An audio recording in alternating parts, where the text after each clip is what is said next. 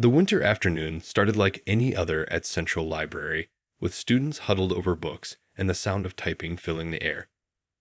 Among them was a bright-eyed high school senior who had parked her specially modified car in the disabled parking space near the entrance. The vehicle, equipped with hand controls and a custom lift system, represented more than just transportation. It was her hard-earned symbol of independence. As she sat there working on her college applications, her fingers moved swiftly across the laptop keyboard, describing her dreams of becoming a civil rights attorney. The essay she was crafting spoke of determination, of never letting her cerebral palsy define her limits. Her grades were exceptional, her extracurricular activities impressive, and her spirit unbreakable. The afternoon sun cast a warm glow through the car windows as she paused to review what she'd written. The peaceful moment shattered when a sharp knock on her window made her jump. A police officer stood there, his face stern and unwelcoming. She immediately noticed his hand resting on his belt, his body language aggressive despite her calm appearance. The officer's voice came through the glass, demanding she roll down her window immediately. Her heart began racing, but she kept her composure, something her parents had taught her to do in situations like this. With steady movements, she pressed the button to lower the window, the whirring sound filling the tense silence between them. The cold winter air rushed in, along with the officer's accusatory tone. "We've had reports of a hit-and-run incident downtown," he announced, barely making eye contact. "Your car matches the description." His words carried a weight of presumption that felt all too familiar to her. She could feel the stares of passers-by, some slowing their pace to watch the scene unfold. She tried explaining that she'd been at physical therapy during the time in question, her voice clear and respectful despite her growing anxiety. The rehabilitation center was clear across town, with plenty of witnesses and security cameras to verify her presence. But the officer seemed uninterested in her explanation, his attention fixed instead on her adaptive driving controls with obvious suspicion. The situation grew more uncomfortable as he demanded her license and registration, watching with poorly concealed impatience as she carefully reached for her documents. Her hands trembled slightly, not from fear, but from the natural effects of her condition that sometimes made fine motor tasks challenging. She could see in his expression that he was misinterpreting her movements, adding them to whatever mental list of suspicions he'd already compiled. Time seemed to slow down as she handed over her perfectly valid documentation, including her disabled parking permit and specially certified driver's license. The officer scrutinized each document as if expecting to find them fraudulent, his dismissive attitude becoming more apparent with each passing moment. Other library patrons had begun to notice the scene, some pulling out their phones to record what was happening. What should have been a routine afternoon of working on college applications had suddenly transformed into an example of the very injustice she hoped to fight against in her future career. As she sat there, maintaining her dignity despite the officer's unprofessional behavior, she thought about how this moment would make a powerful addition to her college essay, though not in the way she would have ever wanted or expected. The tension in the air was thick enough to cut with a knife, and as the officer stepped away to run her information, she took a deep breath and reached for her phone. She knew what to do in situations like this: document everything, stay calm, and call for support. Little did the officer know, his actions that day would spark a chain of events that would change not just her life, but the entire community's approach to law enforcement and disability rights. The next few minutes felt like hours as the officer paced around her car, his hand still resting near his belt. She watched through her mirrors as he spoke into his radio, gesturing at her vehicle with obvious frustration. Her phone lay in her lap, recording the interaction as she'd been taught to do, while she tried to keep her breathing steady and her mind clear. The officer returned to her window, this time with a different approach. "Step out of the vehicle," he commanded, either ignoring or failing to notice the adaptive driving controls that made his demand more complicated than he realized. She took a deep breath before responding, her voice steady despite her racing heart. "Officer, I need to explain something," she began, pointing to her mobility aids. "I have cerebral palsy, and getting out of the car isn't a simple process for me. I'll need to use my equipment." The officer's expression shifted, but not toward understanding. Instead, his face hardened with skepticism, as if her disability was just another excuse he'd heard before. "I said step out of the vehicle," he repeated, louder this time. "No more excuses." His voice had attracted more attention now. Students and library patrons gathered at a distance, many with phones raised, recording the scene. She could hear whispers and mutters of concern from the growing crowd. With careful movements, she began the process of exiting her car. Each action was deliberate and practiced, releasing the special seatbelt, reaching for her mobility aids, adjusting her position. The officer watched impatiently, tapping his foot and sighing heavily, making no effort to hide his disbelief in her condition. As she struggled with the door, a library security guard approached, having noticed the commotion. The guard recognized her as a regular visitor and could see something wasn't right. "Is everything okay here?" he asked, his presence adding a new layer to the tense situation. The officer waved him off, but the guard stood his ground, keeping a watchful eye on the scene. Finally managing to open her door, she began the careful process of transferring herself out of the vehicle. The movements she performed daily now felt more difficult under the pressure of hostile observation. The officer's impatience was palpable, and she could hear him muttering under his breath about wasting time. The crowd had grown larger, and voices of protest began to rise from the onlookers. "She's here every week," someone called out. "Leave her alone," shouted another. The officer's radio crackled with updates about the actual hit-and-run incident, but he seemed determined to follow through with his misconception. Just then, a familiar voice cut through the tension. The physical therapist she'd spent the afternoon with had been passing by and recognized her patient in distress. She rushed forward, medical ID badge clearly visible, ready to verify the alibi that the officer had dismissed earlier. "I can confirm she was in my clinic during the time of the incident you're investigating," the therapist announced firmly, pulling up her appointment schedule on her phone. "We have security footage and a dozen witnesses who can verify this." The officer's demeanor shifted slightly, but his pride kept him from immediately backing down. The situation had become more than just a case of mistaken identity. It had transformed into a clear display of prejudice and poor judgment. The growing crowd, the concerned security guard, and now the arrival of a medical professional had created a circle of support around her, challenging the officer's baseless accusations with facts and first-hand knowledge. The irony wasn't lost on her that just minutes ago, she'd been writing about overcoming obstacles and fighting for justice. Now she found herself living through exactly the kind of situation she hoped to prevent in her future career. As she stood there, supported by her mobility aids and surrounded by a community rallying to her defense, she felt both vulnerable and powerful, a walking testament to the importance of speaking up against injustice. The library parking lot had become an unexpected stage, with dozens of eyes watching as the situation continued to unfold.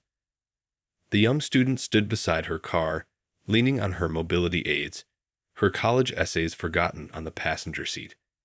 The afternoon sun cast long shadows across the pavement, matching the dark mood that had settled over the scene. Whispers rippled through the crowd as the officer continued to press his accusations, seemingly unmoved by the physical therapist's evidence. "We still need to verify your story," he insisted, his voice carrying a tone that suggested he'd already made up his mind. The therapist stood her ground, phone in hand, displaying the day's appointment schedule, but the officer barely glanced at it. The student's legs began to tire from standing, a common challenge with cerebral palsy that the officer either didn't understand or chose to ignore. When she tried to lean against her car for support, the officer sharply ordered her to step away from the vehicle. The crowd's murmurs grew louder, more indignant. Several people called out, offering her their phones to contact family members. "I don't want any trouble," she said quietly, her voice steady despite her exhaustion. "I just want to show you the proof that I wasn't involved in any accident." But the officer seemed more interested in asserting his authority than finding the truth. He began writing in his notepad, occasionally glancing up with what looked like satisfaction at her discomfort. The physical therapist tried again to intervene. "She's one of my regular patients. I worked with her myself from 2 p.m. until 3:30 today. That's exactly when your hit and run happened, isn't it?" The officer's response was to ask the therapist to step back, treating her professional testimony as an unwelcome interruption. Through the growing crowd, a local news reporter who'd been at the library researching a story noticed the commotion. She approached cautiously, press badge visible, already taking notes on her phone. The presence of media seemed to slightly alter the officer's demeanor, though his stance remained rigid and accusatory. The student felt her face burning with unwanted attention, but she held her head high. Years of dealing with prejudice had taught her that dignity was her strongest shield. Still, tears threatened to form in her eyes, not from fear or shame, but from pure frustration at facing yet another person who saw her disability and skin color before seeing her humanity. The library security guard, who had been making calls of his own, returned with news. "The actual hit-and-run driver has been caught on the other side of town," he announced loudly enough for everyone to hear. Different car, different person entirely. The crowd reacted with a mixture of relief and anger, many shaking their heads at the obvious mistake. But instead of immediately acknowledging his error, the officer doubled down. "We still need to complete our investigation," he insisted, though his voice had lost some of its earlier confidence. The physical therapist, who had been texting furiously on her phone, spoke up again. "I've just sent the security footage from our clinic to your department. It shows her car parked outside during her entire therapy session." The student shifted her weight, trying to find a comfortable position while maintaining her balance. A kind-faced elderly woman from the crowd brought over a folding chair from her car, setting it up despite the officer's protests. This simple act of kindness broke something in the tension. Suddenly, more people stepped forward, offering water, making calls, demanding the officer's badge number. The scene had transformed from a moment of personal humiliation into a powerful display of community support. Each person who spoke up, each phone that recorded, each voice that questioned the officer's actions added to a growing chorus of justice. The student realized that what was happening wasn't just about her anymore. It had become about something bigger, about the way communities can come together to stand against injustice. As she finally sat down, grateful for the chair, she noticed how the officer's authority seemed to diminish with each passing minute, not because of any dramatic confrontation, but because of the quiet, determined resistance of ordinary people who refused to stay silent in the face of wrongdoing. Just as the tension in the library parking lot reached its peak, a sleek silver car pulled up with purpose. Out stepped a woman in a white doctor's coat, her hospital ID badge swinging as she moved quickly toward the scene. The young student's face lit up with relief. Her mother had arrived, still wearing her neurologist's coat from her hospital shift. The mother's presence brought an immediate shift in the atmosphere. She carried herself with the quiet authority that came from years of working in emergency rooms and dealing with high-pressure situations. The crowd parted naturally as she approached, medical credentials clearly visible. "I've brought security footage from the physical therapy center," she announced, holding up a tablet. Her voice was calm but firm, the kind of voice used to being heard in hospital corridors. "I also have signed statements from 3 staff members who worked with my daughter during the time of the incident you're investigating." The officer's demeanor changed subtly as he faced a medical professional who clearly knew how to handle difficult situations. The mother didn't raise her voice or make accusations. Instead, she simply started playing the security footage, turning the tablet so everyone could see. The time-stamped video clearly showed her daughter's distinctive car parked outside the therapy center, completely untouched for the entire afternoon. The footage also showed her daughter entering and leaving the building, using her mobility aids, at times that made it impossible for her to have been involved in any accident across town. While you've been detaining my daughter here, the mother continued, swiping to show another video on her tablet. The actual hit-and-run driver was caught on Henderson Street. This video, from traffic cameras, showed a completely different vehicle involved in the incident. A red sports car that looked nothing like her daughter's specially modified vehicle. The officer shifted uncomfortably, his earlier certainty crumbling in the face of clear evidence. The crowd that had gathered began murmuring louder, phones still recording as the truth unfolded. The physical therapist, who had stayed throughout the ordeal, stepped forward to add her voice to the mother's evidence. "I've worked with this young woman for 3 years," the therapist said. "She's one of our most dedicated patients. Today she was working especially hard because she's preparing for her college physical therapy evaluation."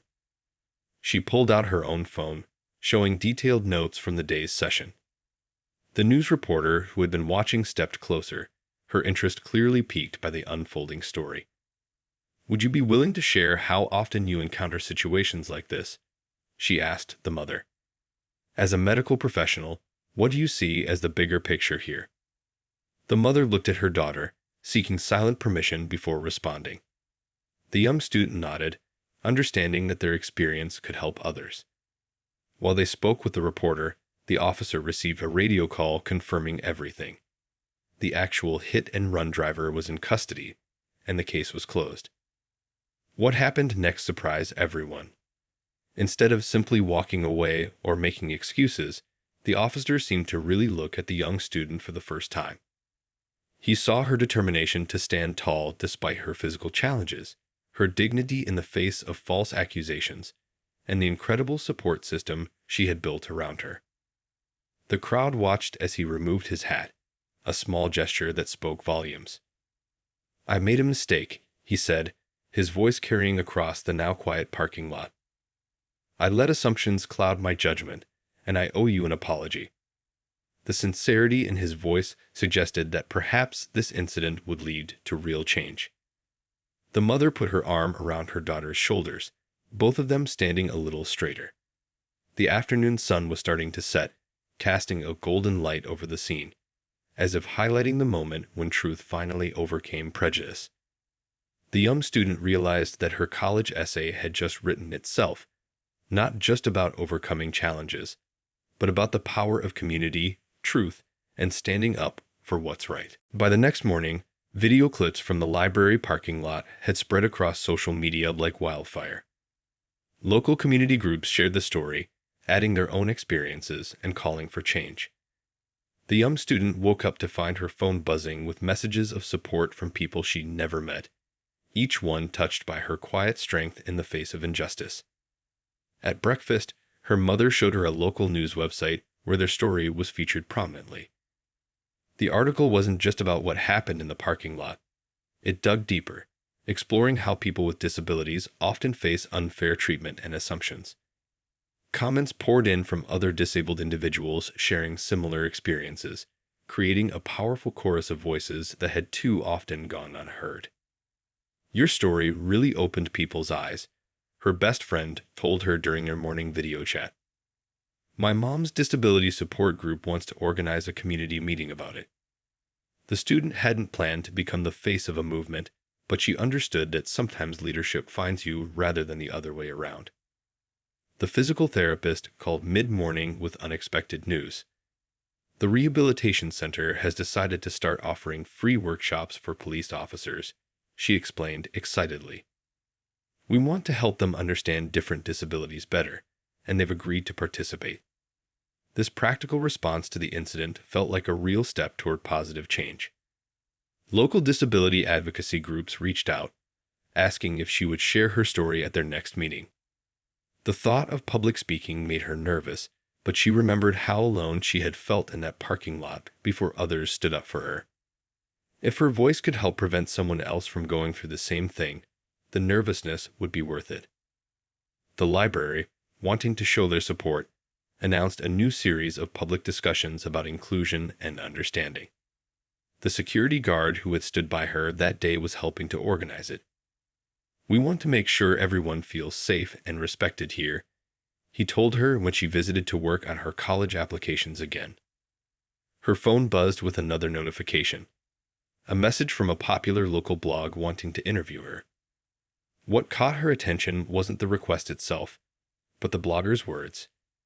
Your story made me realize I've never really thought about how everyday places might be challenging for people with disabilities. I'd want to help spread awareness. During lunch at school, students she barely knew stopped by her table to show support. One girl shared how the incident had inspired her to start a school club focused on disability rights and awareness. We never had anything like that before, she said, but your story made us realize we needed one. The most surprising response came from a retired police officer who reached out through the community center. I spent 20 years on the force, he wrote, and I wish we'd had better training about disabilities. I'd like to help change that. His offer to work with new officers to improve their understanding felt like a bridge being built between communities. As she sat in her adapted car after school, looking at all the messages and responses, she felt overwhelmed. Not by sadness or anger anymore, but by hope. The incident that could have left her feeling powerless had instead revealed the strength of her community. People weren't just talking about what happened. They were taking action to make sure it wouldn't happen again. Her mother's words from that morning echoed in her mind. Sometimes it takes one person's story to help everyone see the truth. The truth wasn't just about what had happened in the parking lot. It was about how communities can come together, how understanding can grow from difficult moments, and how change begins with people willing to speak up. 2 weeks after the incident, the young student sat in a bright office downtown, surrounded by files and legal papers. Her mother had found a civil rights lawyer who specialized in disability cases, and the wall behind his desk displayed newspaper clippings about similar cases he handled successfully. The office felt welcoming, with wide doorways and spaces clearly designed to accommodate wheelchairs and other mobility aids. Your case is particularly important, the lawyer explained, adjusting his reading glasses as he reviewed the evidence they'd gathered. We have video footage, multiple witnesses, and clear documentation of your alibi. But what makes this special is how it highlights the bigger problems in the system. He spread out several papers on his desk, each one detailing similar incidents from the past few years. What started as a simple complaint against one officer had grown into something much larger. The lawyer showed them statistics about how often disabled people faced similar situations. Your story could help change police training policies, he said, his eyes bright with possibility. We're not just fighting for you, we're fighting for everyone who's been through this. The physical therapist had provided detailed records of the student's appointment, including time-stamped photos from her therapy session that day. The library's security cameras had captured the entire incident from multiple angles, and dozens of witness statements filled a thick folder. Each piece of evidence told part of the story, building a clear picture of what had happened. During their meeting, the lawyer played a recording from his phone, a local radio show where people had called in to share their own experiences with similar situations. Listen to how many people your story has encouraged to speak up, he said. The student felt a mix of sadness and determination as she heard voice after voice describing encounters that echoed her own. The police department's internal affairs office had already started their investigation. They requested a meeting with the student and her mother, bringing along a disability rights advocate to ensure everything was handled properly. The advocate took detailed notes as the student recounted her experience, occasionally asking questions that revealed how the incident reflected broader systemic issues. Back at home that evening, sitting at the kitchen table with papers spread out around them, the student and her mother talked about what they hoped to achieve. It's not about punishing anyone, the student said, looking at a draft of their formal complaint. It's about making sure this doesn't happen to someone else who might not have the same support I had. The lawyer had explained how these cases could lead to real change. Sometimes it meant new training programs for officers. Other times it led to updated policies about how to interact with disabled individuals. The student imagined future officers learning from her experience, understanding better how to approach situations with more awareness and respect. Her phone buzzed with a message from a community organizer who had been helping gather signatures for a petition. They had already collected thousands of names calling for improved police training and disability awareness programs. Each signature represented someone who wanted to be part of the solution, someone who believed in the importance of making their community more inclusive and understanding. As the sun set outside their kitchen window, casting long shadows across their paperwork, the student realized how much had changed in just 2 weeks. What had started as a frightening confrontation was transforming into an opportunity for real change. Her mother reached across the table and squeezed her hand, both of them understanding that their fight for justice was about more than just one afternoon in a library parking lot. A month had passed since the incident, and the young student found herself standing at a podium in the community center's main hall. Her hands gripped her mobility aids for support, but her voice was strong and clear as she faced the packed room. People of all ages and backgrounds had come to hear her speak about her experience and the changes it had sparked in their community. "I never wanted to be an activist," she began, her words carrying across the hushed room. "I just wanted to write my college essays and live my life. But sometimes life has other plans for us." The audience nodded in understanding, many taking notes or recording her speech on their phones. In the front row, her physical therapist sat beside her mother, both beaming with pride. Over the past month, she had discovered a strength she didn't know she possessed. Each time she shared her story, whether with small student groups or at community meetings like this one, she found it easier to speak up. She told them about the changes already happening in their town. The police department had started a new training program, bringing in disability rights experts to work with officers.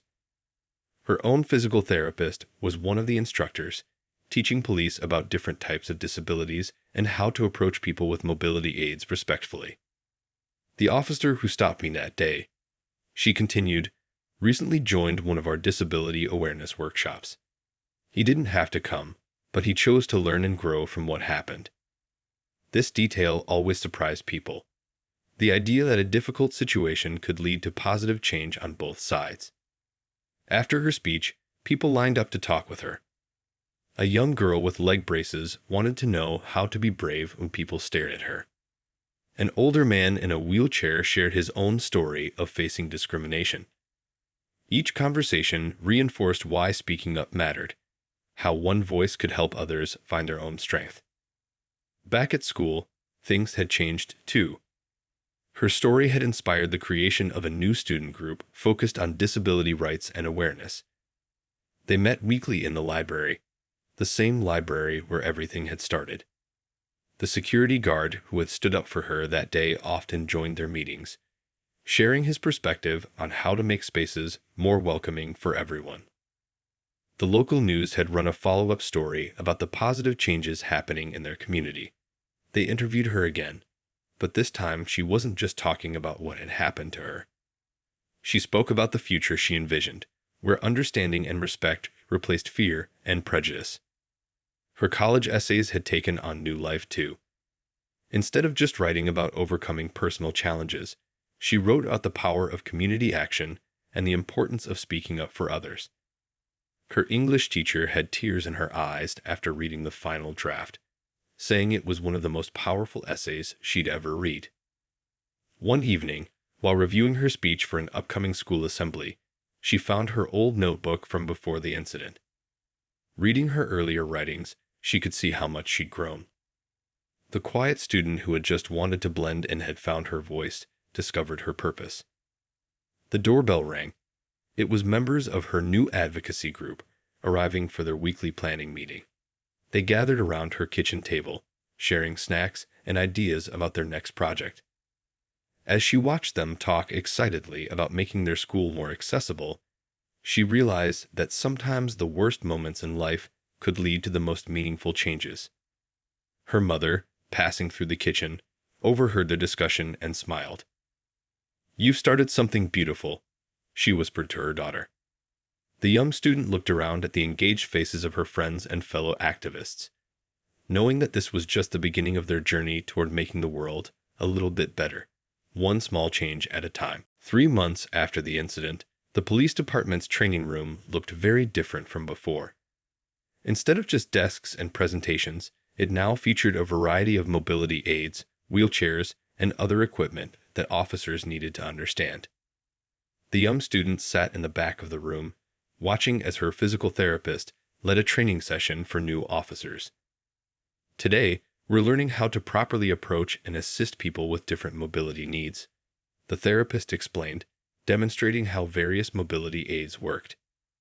The officers paid close attention, some taking notes, others asking thoughtful questions. It was a far cry from the tense confrontation in the library parking lot that had started it all. The police chief stood at the front of the room, his presence showing how seriously the department was taking these changes. "What happened 3 months ago opened our eyes," he admitted to the group. "We're here to learn from our mistakes and do better." His honesty set the tone for real change, encouraging officers to share their own uncertainties and questions. During the training break, several officers approached the student to thank her. "Your story changed how we think about these situations," one officer said quietly. "I have a cousin with cerebral palsy, but I never thought about how our actions might affect people with disabilities until now." These personal connections helped bridge the gap between policy changes and real understanding. The department had implemented new rules about approaching people with visible disabilities. Every patrol car now carried a quick reference guide about different types of mobility aids and medical equipment. Officers were required to complete monthly training sessions with disability advocates, learning through both instruction and hands-on experience. The officer from the incident had become an unexpected ally in these changes. He volunteered to share his perspective with new recruits, explaining how his assumptions that day had clouded his judgment. "I learned the hard way," he told them, "but you have the chance to learn the right way from the start." Back at the station, a new community advisory board held its first meeting. The young students sat among disability advocates, community leaders, and police officers, all working together to review policies and suggest improvements. Her voice, once silenced by prejudice, now helped shape how officers would interact with disabled citizens in the future. The changes weren't limited to just their town. Neighboring police departments had heard about their training program and wanted to implement similar changes.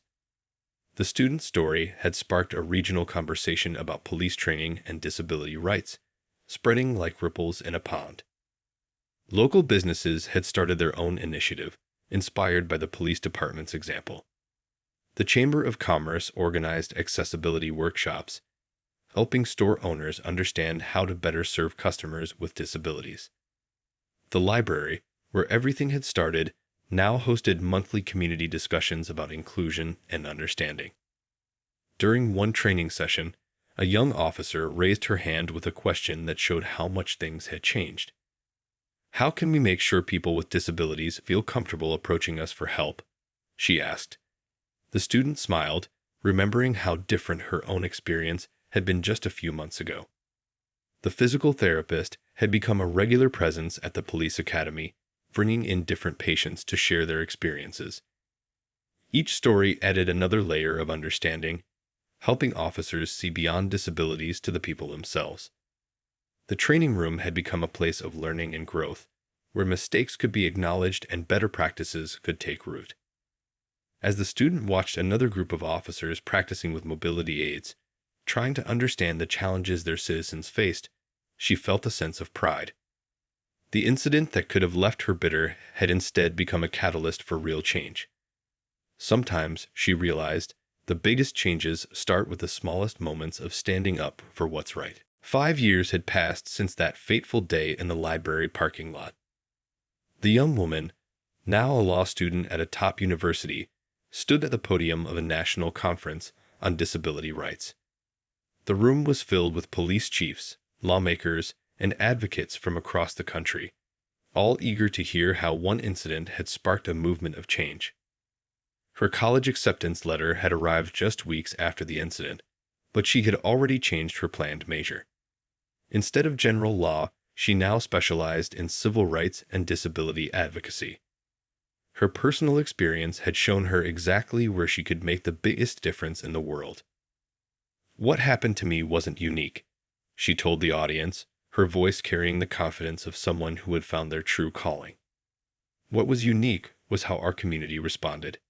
She clicked to the next slide, showing statistics from their town's police department. Complaints about disability-related incidents had dropped to nearly zero. The training program they had developed had spread to police departments in 3 neighboring states. Officers who had gone through the program shared their experiences, creating a ripple effect of positive change. The physical therapist who had stood up for her that day now traveled around the country, helping other departments set up similar training programs. In the audience sat the same officer who had confronted her years ago. He had become an unexpected champion for change, rising through the ranks to become the department's chief trainer on disability awareness. His honest accounts of that day and how it changed his perspective helped other officers recognize and overcome their own biases. The library where everything started had transformed too. It now hosted an annual conference on community inclusion, drawing people from all over the region. The security guard who had helped her had been promoted to head of community relations, using his position to make sure everyone felt welcome and safe. Her mother, still practicing as a neurologist, had started a program at her hospital to help medical professionals better understand the intersection of law enforcement and disability rights. "Sometimes," she often said, "the best medicine is preventing problems before they start." During question time, a young police cadet raised her hand. "What advice do you have for new officers who want to do the right thing?" she asked. The question brought a smile to the speaker's face as she remembered her own journey from scared student to confident advocate. "Listen first," she answered. "See the person, not just their disability. And remember that everyone deserves to be treated with dignity." Her words were simple, but they carried the weight of experience and truth. After the conference, people lined up to share their own stories. A father told her how the improved police training had made his autistic son feel safer in their community. A wheelchair user described how officers in her town had started carrying cards with basic sign language and disability etiquette tips. Back in her hotel room that evening, she opened her laptop to finish a paper for law school. Her screensaver was a photo from the library parking lot, taken the day of the incident. She kept it as a reminder not of the hurt, but of how communities can come together to create positive change. Her phone buzzed with a message from the student disability rights group she had started in high school. They were celebrating their 5th anniversary and wanted her to speak at their event. The group had grown from 5 members to over 50, spreading to other schools in the area. Each new member brought their own story, their own determination to make the world more understanding and accessible. Looking out her hotel window at the city lights, she thought about how far they'd come, and how far they still had to go. The incident that could have broken her spirit had instead given her purpose. Sometimes, she realized, the biggest changes start with the smallest moments of courage and grow through the power of community, understanding, and hope.